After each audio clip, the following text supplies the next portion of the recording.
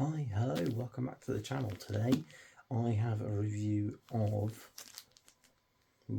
If It Bleeds by Stephen King. This I read today. It's what King calls a long story. So it's not short enough to be a short story, but it's kind of like a short novella, I would say. Starring Holly Gibney, the kind of major supporting character slash star of the Bill Hodges books and The Outsider, and it is the title long story slash short novella in this collection, If It Bleeds. So I had only originally intended to read this one specific story, the one that is the Holly Gibney story, If It Bleeds. I may, at the end of the month, if I have time, come back to the other stories, but I am up against it on the clock. We've only got 6 days left, and I have this beauty, the goal, the target book for the month, which was to get here and be able to read Holly with all of the backstory. So I'd really like to read Holly next. And yeah, I'd like to read Holly next. And I am just worried that I won't finish it in October. So that's what I'm going to do. I'm going to go straight on to Holly. But I thought what I would do is come on here and tell you what I thought about If It Bleeds, which is, as I said, a short story starring Holly Gibney, which is, it's this specific, I say short story, long story. This long story is basically a sequel to The Outsider. King or King's marketing team at the publisher refers to it as a standalone long story.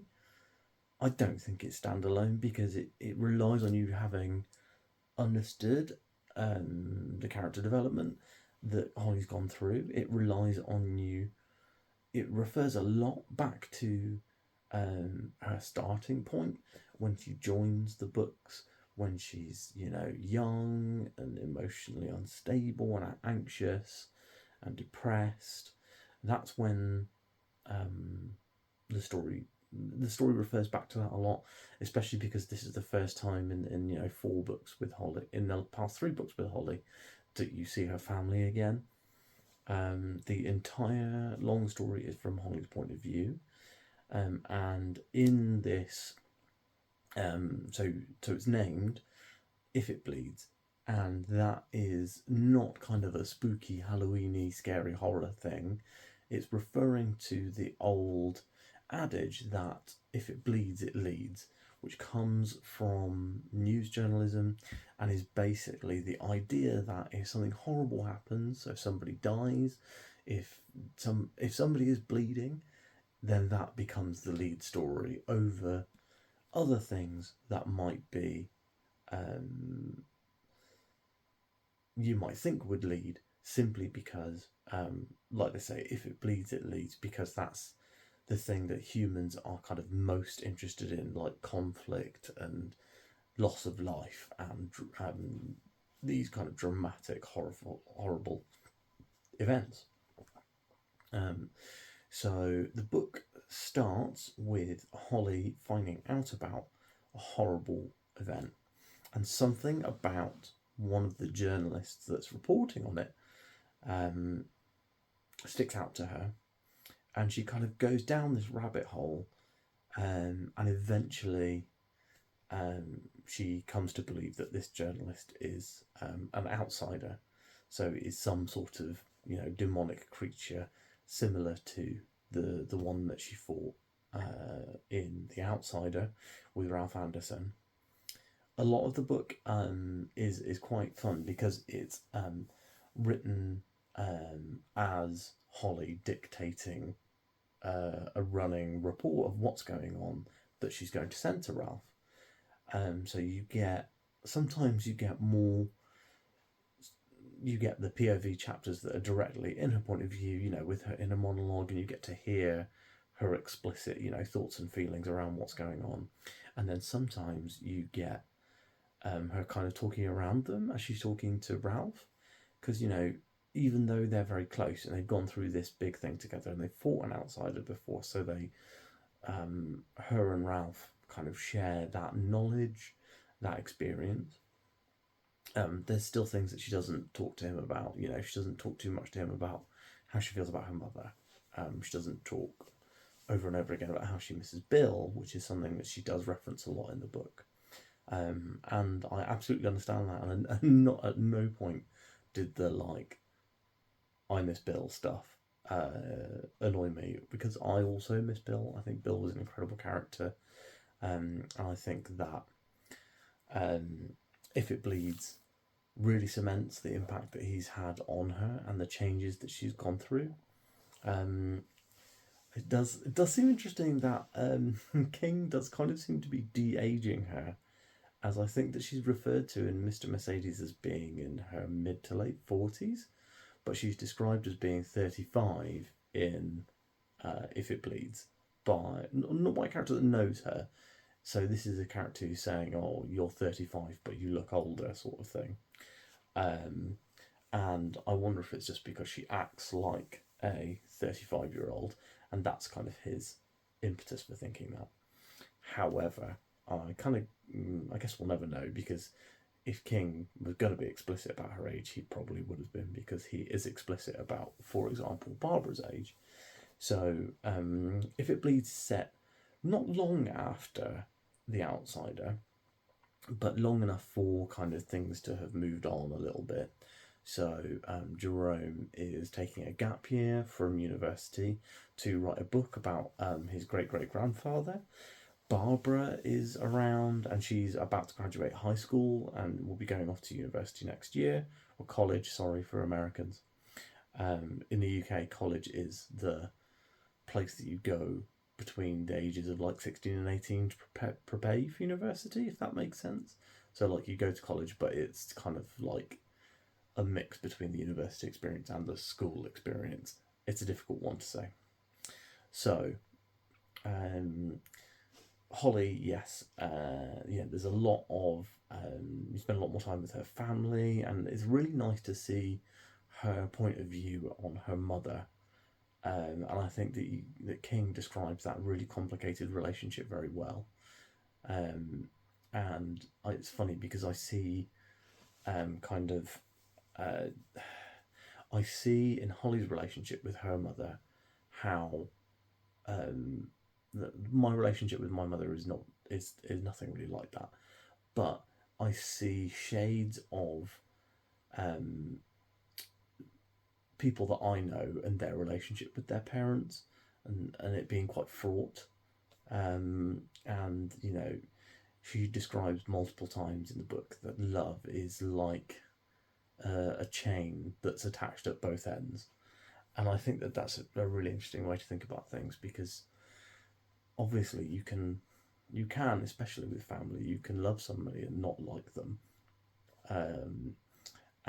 You know, I think that that's a really interesting concept that Holly brings up specifically, but also that kind of is borne out through her narration.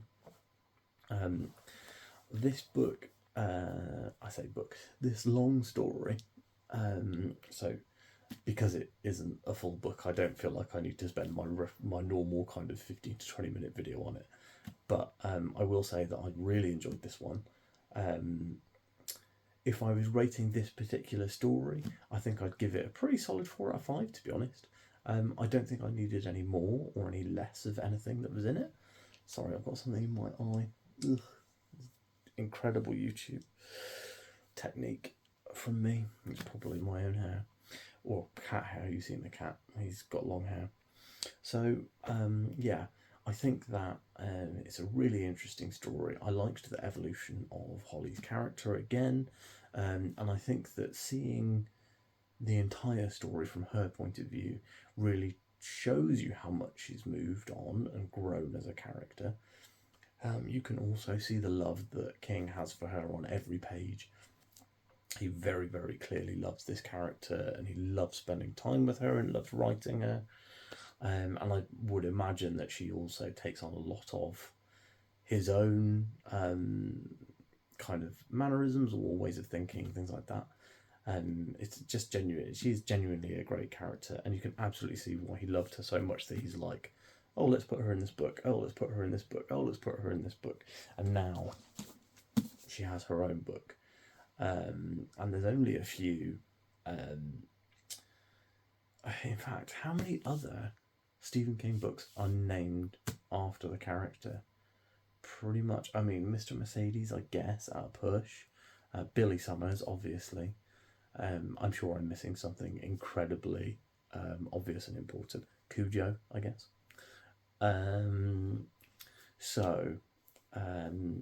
Would I recommend this book? Absolutely. Would I recommend this book as a standalone? This short story? Yes, I probably would. Although the thing that I would say is you do get context throughout the book as to the starting place that Holly's come from. She talks about her youth a lot. She talks about Bill, and she talks about what he meant to her and that sort of thing. But while she does talk about it, and she references it enough that you would understand how she feels, and the way that King writes her, you understand how she feels. I think that it is much more interesting to have read this series of books. They are all quick reads. Really, I think Finders Keepers, I think, took me a few days, but I was also busy at the time, so I was not reading as much as I normally do. Like I said, If It Bleeds, I read today. I read a chapter last night before going to bed while I was waiting for yesterday's video to upload, and today just read the whole thing pretty much this evening in 2 sessions. With Holly is up next. I've held this book up probably more times than I've held up If It Bleeds, but Holly is up next, and I'm genuinely really excited to get to this one.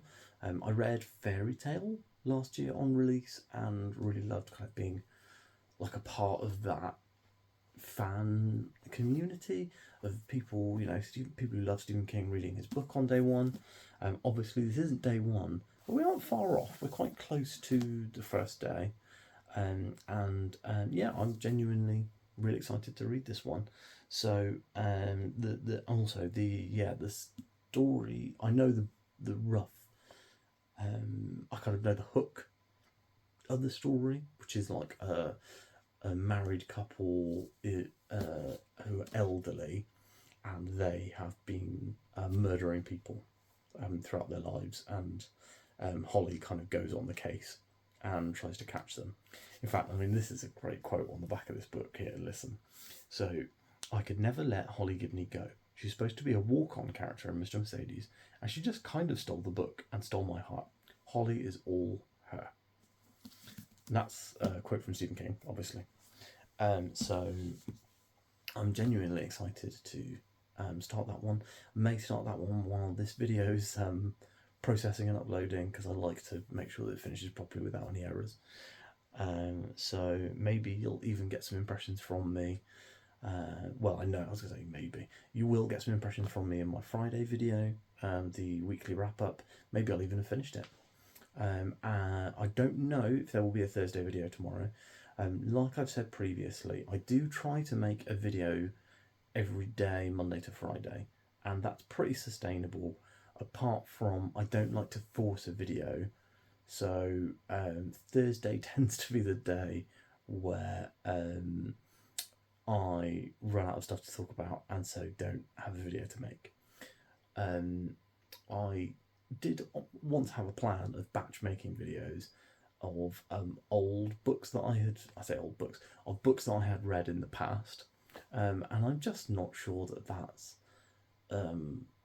super viable. I mean, talking to one of my friends who's reading through the Dresden Files books at the moment, and he's bringing up stuff, and I'm like, oh yeah, and I have to look it up every single time because I remember the gist of those books and I remember how much I enjoyed them, but I struggle to remember which one is which, as you probably worked out if you saw the tier list video I made for Dresden, and that I mixed up Proven Guilty and Turncoat multiple times, and I still don't think I had them the right way around at the end.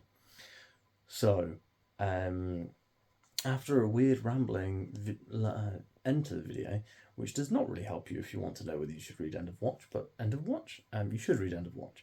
Does not really help you if you want to know if you should read If It Bleeds, but I have covered that already. So thanks for watching. Maybe I should cut. No, I'm not going to cut that out. This is real behind the scenes stuff here. And I'm a really high quality professional YouTuber, as you can tell. Thanks very much for watching.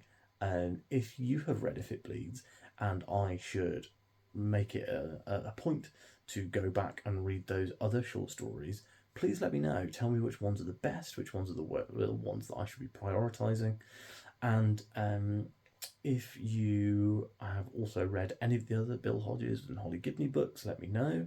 If you've read Holly, don't tell me, and don't spoil it for me, but tell me if you liked it. And keep an eye on the channel. Make sure you're subscribed if you want to get notified about when that review is out, because I will be reviewing it. Currently, I am still committed to reviewing every single book that I read for the channel. I'm not going to review things like every comic or every manga or whatever that I read, but every single novel I read, I am going to be reviewing. So thanks so much for watching. The third time I've said that, and I will see you guys in the next one. Bye.